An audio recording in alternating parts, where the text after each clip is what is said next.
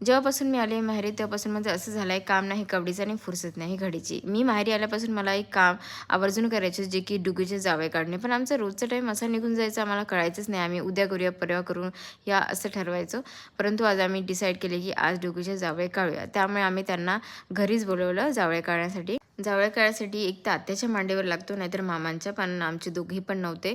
त्यामुळे त्या जावळ आमच्या ओळखीचे काकू होते, त्यांनीच त्याला पकडलं आणि डुगूचं एक्सप्रेशन असं होतं की कुछ तो गलत होने वाला आहे. त्याला हसू की रडू काही कळत नव्हतं.